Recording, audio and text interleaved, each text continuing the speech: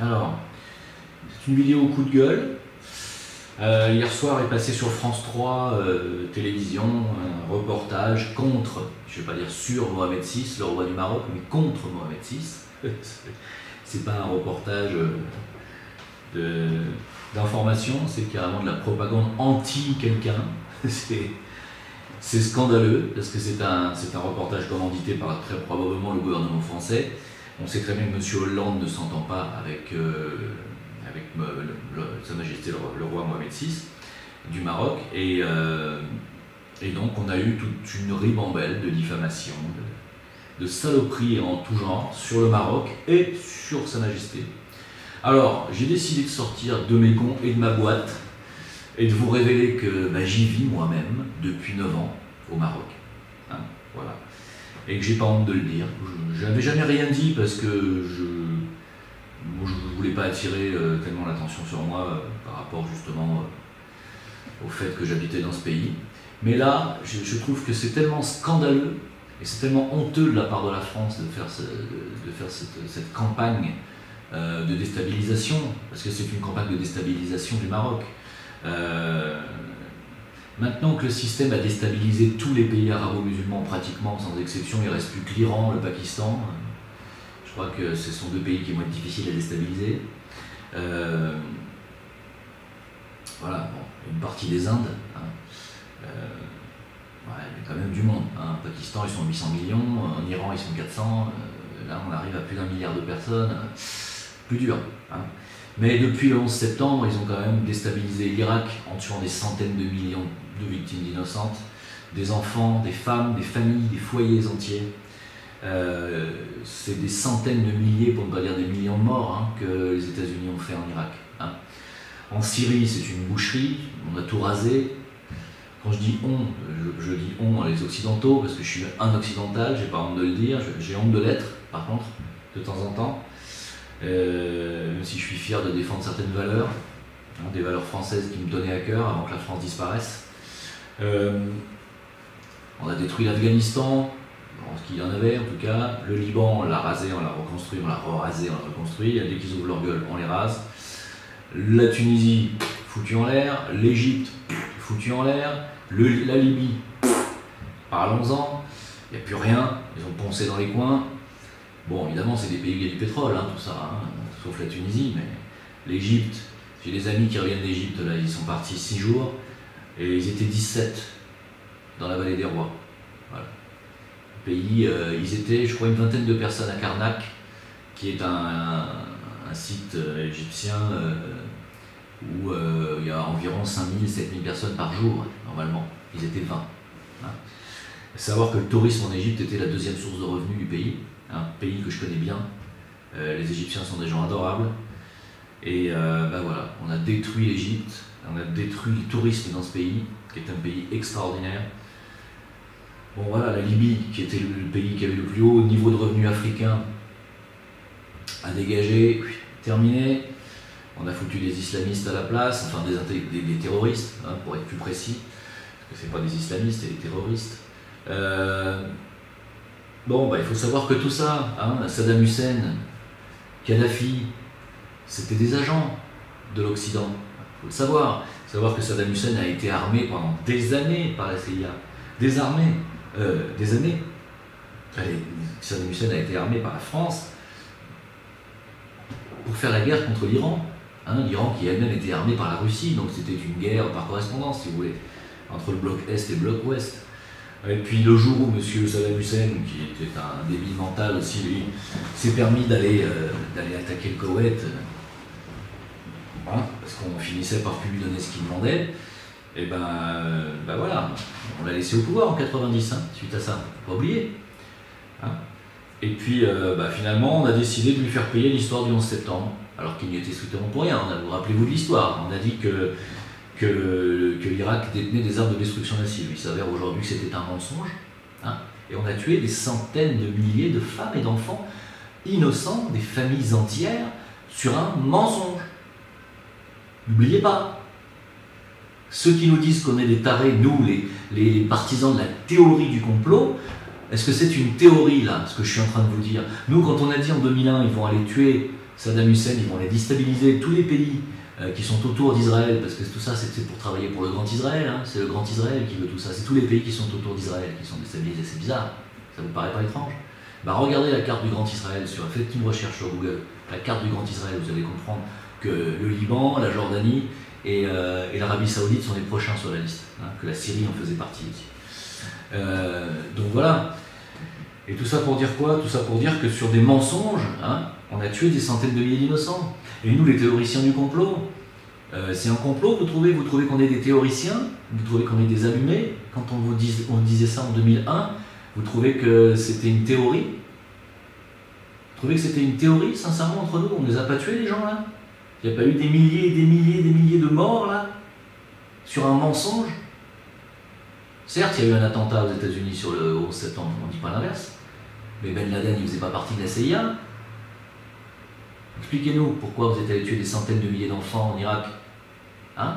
Et aujourd'hui, vous voulez déstabiliser quoi? Les deux derniers pays du Maghreb qui sont stables?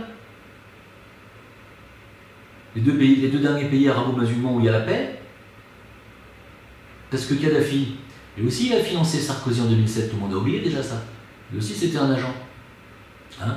Et puis le jour où il a décidé de faire une monnaie africaine basée sur l'or, une monnaie or, hein, et est indépendant, que l'Afrique est une monnaie indépendante, on l'a dézingué. Hein? C'est uniquement pour ça. Hein? Ah, personne ne sait ça. Hein? Donc voilà. Hein? Et aujourd'hui, on veut déstabiliser le Maroc, on commence à dire du mal du roi du Maroc. Il ne faut pas oublier que c'est le Maroc qui nous a aidé à choper les salopards des attentats du 13 novembre. Il ne faut pas oublier ça quand même en France. Que sans les systèmes de renseignement marocains, on ne saurait toujours pas où ils sont. Parce qu'il paraît qu'on n'est pas foutu en France de tracer des terroristes français. Hein, les mecs qui partent faire le djihad en Syrie puis qui reviennent, il paraît qu'on n'est pas capable de les tracer. Mais les Marocains, eux, savent très bien les tracer. Parce que tous les mois, fréquemment, ils arrêtent des groupuscules terroristes et ils les arrêtent. On ne sait pas où ils les mettent, mais ils les arrêtent eux. Ils les tracent, ils les repèrent, ils les arrêtent, ils les mettent en tôle. Ils ne les laissent pas faire. Pas comme en France, vous voyez. Donc, oui, parce que le Maroc, c'est une des polices les plus efficaces au monde et le service de renseignement, c'est un des meilleurs du monde aussi. Hein, on oublie de dire que le Maroc est un pays extrêmement stable, est un pays où il règne la paix, la sécurité, où il fait bon vivre, où les gens sont adorables, où il y a une qualité d'accueil qui est probablement unique au monde, hein, où vous pouvez venir en tant que ressortissant français faire votre entreprise, créer des emplois, ne pas vous faire assassiner de charges, d'impôts, c'est tout à fait, on peut y prospérer. Il y a la sécurité sociale, il y a les autoroutes. Oui, en 10 ans, moi j'ai vu ça, ça fait 10 ans que j'y suis, j'ai vu les autoroutes se construire, la stabilité, elle est partout, la sécurité elle est partout, la police est respectée, les impôts sont prélevés à la source, mais les impôts c'est pas les impôts français. Hein. Les services de renseignement, je l'ai déjà dit, les jeunes entrepreneurs marocains ont des aides fiscales, ils sont poussés à faire de la création. Hein, il y a eu l'achat du TGV, voilà, il y a l'exonération des impôts sur le revenu pour les retraités français, il y a voilà. Hein, le Maroc est ouvert à tout le monde entier. Très facile d'avoir une entreprise au Maroc, très facile d'y être résident. Hein, c'est un pays stable. Qu'est-ce que vous voulez venir déstabiliser ce pays? Pourquoi? Parce qu'il y a du pétrole et que personne ne l'exploite? C'est probablement la bonne raison. Ou est-ce que c'est parce que Sa Majesté a refusé d'acheter des centrales nucléaires à la France, des centrales nucléaires pourries, hein, qui vont tous nous flinguer pendant 200 000 ans. Hein, ils ont préféré l'énergie propre de l'énergie solaire. N'oubliez pas qu'à Ouarzazate, il y a la plus grande centrale d'énergie solaire au monde. Hein, ça, c'est Sa Majesté. Mohamed VI qui a choisi ça. Hein, que les femmes aujourd'hui, les femmes qui divorcent maintenant ont le droit à avoir des pensions. Ce n'était pas le cas avant. Ce pays progresse, il y a du progrès dans ce pays, du progrès social. Alors pourquoi venir emmerder un pays qui est stable? Parce qu'il y a du pétrole en dessous. L'Algérie, alors l'Algérie, il y a du gaz, il y a du pétrole. Alors l'Algérie est un pays fermé, contrairement au Maroc. Le Maroc est un pays très ouvert. Hein. Moi je suis écœuré, voilà. Écœuré. Voilà. Parce que le Maroc est probablement une des 2 ou 3 destinations au monde où vous pouvez y prospérer en toute sécurité. Et vous avez en plus une qualité de vie exceptionnelle. Voilà. Donc, Ben voilà, j'espère que ça va pas aller plus loin. En tout cas, il est prévu, d'après ce que disent certains experts, que ces deux derniers pays du Maghreb soient également déstabilisés. Donc il va falloir s'attendre à des choses affreuses, peut-être des attentats qui vont passer dans des valises diplomatiques, dans celle de M. BHL, qui vient souvent par exemple, ou peut-être celle de M. Jacques Lang, je ne sais pas, c'est des personnes qui viennent très souvent au Maroc. Hein, est-ce que dans leur valise diplomatique, il va y avoir des choses qui vont passer et puis qui vont exploser? Hein, c'est sûr que le jour où il va se passer des attentats ici, tous les Français vont se tirer, tous les investisseurs étrangers vont se barrer et le pays sera livré à lui-même. Voilà, ça c'est sûr. Et le jour où le pays sera livré à lui-même, il sera certainement beaucoup plus facile au système encore de le déstabiliser davantage. Voilà. Moi je voulais passer ce coup de gueule parce que c'est une honte de la France, de la part de la France, c'est un coup de poignard dans le dos. Et franchement, si je pouvais demander ma nationalité marocaine et déchirer mon passeport français, aujourd'hui je le ferais. Là, j'ai vraiment honte d'être français. Vraiment. Enfin, j'ai vraiment honte d'appartenir à cette France-là. Voilà, en tout cas. Je suis fier d'être français pour les valeurs qu'elle véhicule dans le monde, pour les lumières, pour tout ce qu'on veut au niveau de la pensée et au niveau de la recherche scientifique, etc. C'est vrai que ça peut rendre fier, mais quand on voit un gouvernement pareil, quand on voit une politique pareille, que ce soit étrangère ou interne, c'est une honte. Voilà. Alors, vous me demandez de faire des vidéos sur l'actualité, mais l'actualité, elle suit son cours, l'actualité. Ils veulent détruire le pays. Est-ce que vous avez compris? Alors, vous êtes de plus en plus nombreux à comprendre, puisque vous m'écrivez, c'est vrai, tu avais raison, il y a 3 ans, on t'a pris pour un guignol. Aujourd'hui, on se rend compte que, bah oui, effectivement, il vaudrait mieux que la France quitte l'Europe. Primo, la France ne pourra jamais quitter l'Europe parce qu'elle en fait partie géographiquement. Il faut qu'elle quitte l'Union européenne, hein, celle dans laquelle Sarkozy nous a mis de force, alors que le peuple français avait dit non, on ne veut pas y rentrer au référendum de 2005. Ben malgré tout, M. Sarkozy est là à faire le guignol alors qu'il devrait être en prison, il devrait se balader au bout d'une corde où il devrait remettre la guillotine pour ce mec. Là, je suis pas content. Donc voilà, on nous a mis de force dans une Union européenne dirigée par des voyous, une mafia financière américaine, hein, qui n'est pas des gens représentés par des gens élus par les peuples européens, ce sont des gens placés par les banques américaines, notamment la Goldman Sachs. Renseignez-vous. Nous sommes dirigés, nous, la France, et notre gouvernement, par des guignols qui sont placés par la Goldman Sachs, la plus grande banque américaine. Voilà. Vous le savez ça ou pas? Ils veulent détruire la France. Est-ce que vous avez compris? Maintenant, vous êtes de plus en plus nombreux à comprendre, mais est-ce que cette information circule? Voilà. Donc, évidemment, les gens vont dans la rue, ah bah oui, 49.3, il va nous placer une loi, une réforme du travail, machin, etc. Oui, on en a marre. Les gens en ont marre, tout simplement.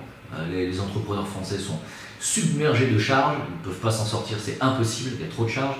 Pourquoi? Parce que la France est en faillite. La France est en faillite. Elle a une dette maintenant qui correspond à 100% de son PIB. Son PIB, c'est fini. La France est en faillite. Vous n'avez plus que 2 choix en France. Faire la révolution et virer cette clique de pourriture qui dirige le pays actuellement, et je pèse mes mots, hein. Les virer, manu militari, ou partir. Parce que la France est finie. S'il n'y a pas de réveil du peuple, s'il n'y a pas de remise de frontières, s'il n'y a pas de... si on ne rebat pas monnaie, c'est-à-dire si on ne récupère pas une monnaie nationale, si on ne referme pas les frontières en laissant y entrer et sortir, surtout y rentrer des gens qui peuvent éventuellement apporter quelque chose au pays, et qu'on continue comme ça à en faire une passoire où il n'y a plus de souveraineté, c'est-à-dire où le président qui est élu, lui, par le peuple, n'a absolument plus aucun pouvoir, n'est qu'un agent du système bruxellois, lui-même imposé par une Goldman Sachs, une banque toute puissante. Si vous n'avez pas compris ça, je ne sais pas, allez vous achetez un cerveau, faites de la broderie, faites autre chose, mais changez de pays. Mais ne vous plaignez pas. Hein? Moi, quand on me dit, mais t'es jamais content, mais casse-toi, je suis parti, moi. Je suis parti il y a 9 ans. Pourquoi? Parce que je savais très bien que ça allait finir comme ça. Dans mon secteur d'activité, moi qui suis un prestataire de services dans la musique, dans tout ce qui est l'événementiel, si vous voulez, hein, j'ai vu la région PACA mourir d'année en année.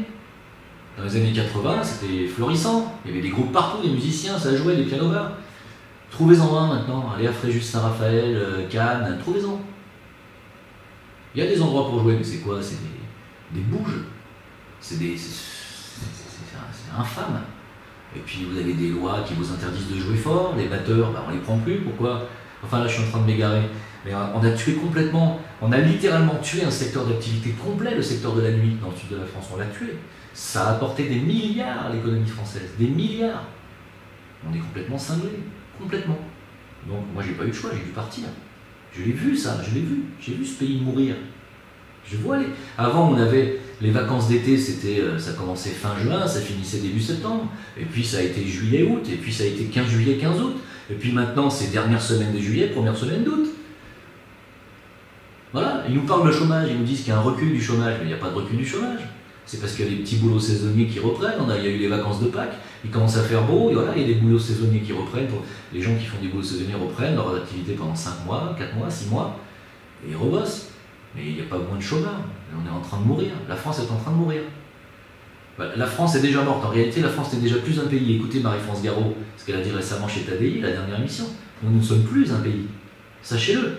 Et là, ils sont en train de tuer, ils viennent de laisser maintenant, ils ont ouvert les portes aux Turcs, à la Turquie. Donc maintenant les Turcs peuvent venir se balader, s'installer, faire des méchouilles tranquillement en France.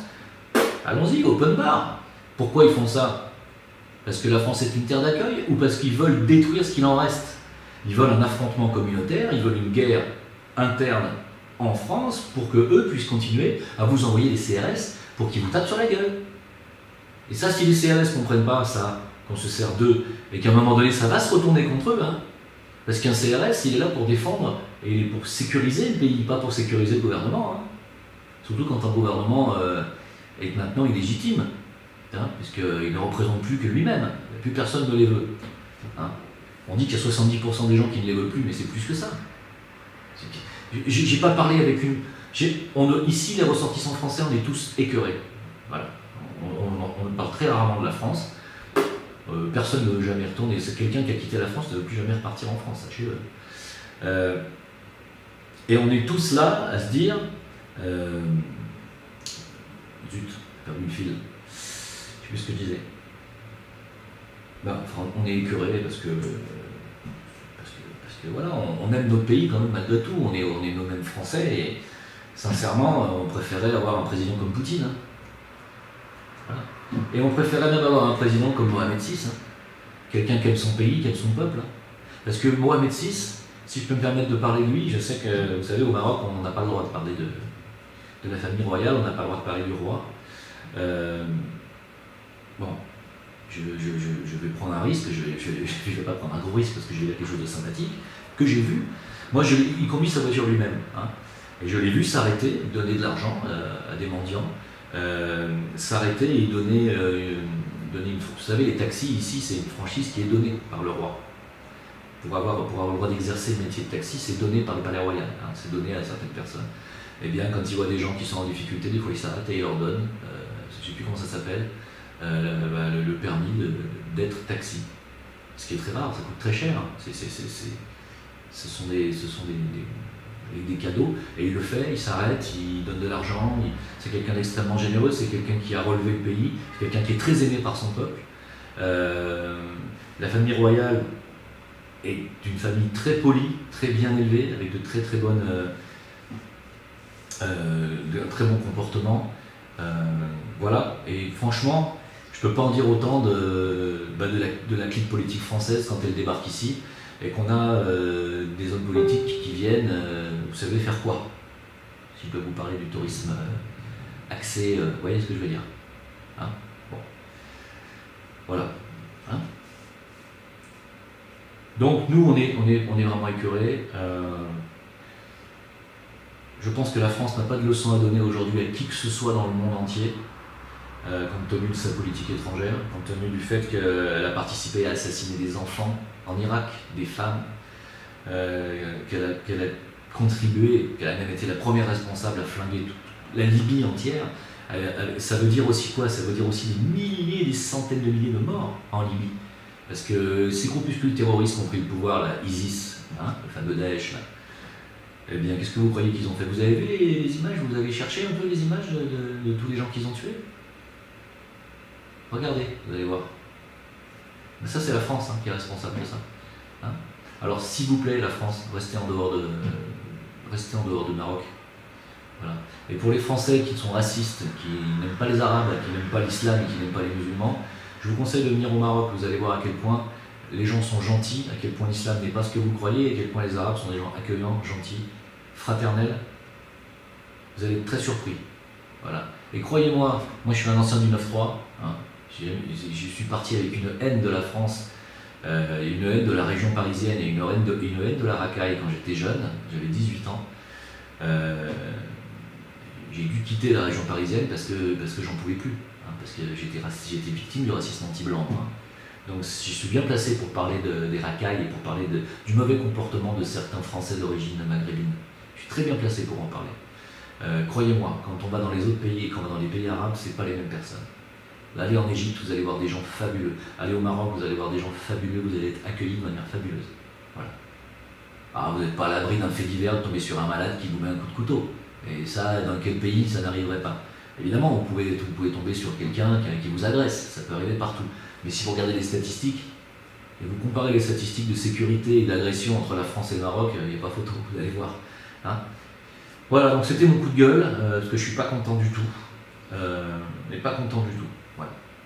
Donc moi je revendique le fait de vivre au Maroc, d'y vivre bien, très bien, d'y être respecté, d'y être respecté, d'y être apprécié. Et en tant que Français, en tant que blanc, en tant que chrétien de souche, ouais, j'y suis respecté, personne ne m'emmerde, personne ne m'impose la prière, personne ne m'impose rien du tout. Il y a le ramadan qui approche, bon, bah, on sait que pendant le ramadan il y a très peu d'activités professionnelles, on le sait. Voilà, on prend des vacances pendant ce temps-là, c'est tout. Pas de soucis. Hein, enfin voilà, bon bref, bah, je voulais apporter mon soutien au Maroc, qui est un pays qui m'a accueilli à bras ouverts, et je le remercie. Et je vous remercie de m'avoir écouté. Au revoir.